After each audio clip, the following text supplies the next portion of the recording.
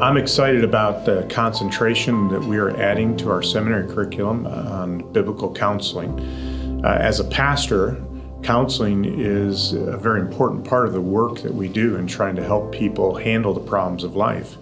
And as a seminary, we believe that the Bible gives us the answers that are important. So certification is important because we need another level of expertise in order to understand how to help people. Too often, we've looked for answers apart from God's Word when we need to really be finding them in God's Word. And that's why we are partnering with the Association of Certified Biblical Counselors. They are an organization that's been around for several decades. They have the expertise that will help us in taking this theological foundation that we have and moving it towards a practical application. Because counseling really is applied theology. It's taking the truth of God and applying it to life. And that's important for the discipleship of the church, that people will grow in understanding God's will for them. But it's also important in defending the truth of God, because if the things that God says in the Bible don't have the place of authority for us, if we're subjecting them to really rapidly changing theories of mankind, then we're left without a foundation.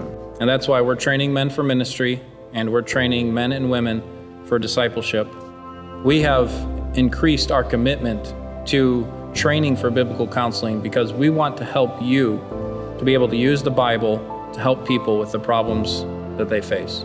We face lots of challenging difficulties throughout our ministry, and sometimes we don't even know where the answers are, and that's why this kind of training, I think, would be really helpful in advancing your ministry to the next level. So we think this is central to the task of teaching men how to not just proclaim God's Word, but to use God's Word practically and personally to help people. So we offer two paths that will result in ACBC certification. The first path is a degree path, where seminary students can take an intensive kind of training in biblical counseling and in theology. Seminary students who want to take this path would simply just add on a biblical counseling concentration, and all these classes would be added to their program. The second path is a non-degree path.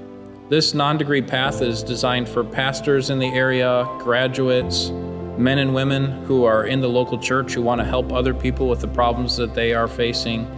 This is also good for any current seminary students who don't want to take a concentration in counseling. This is a more streamlined approach to getting the biblical counseling certification, and it will take you through all the basics that you will need in order to be certified with ACBC.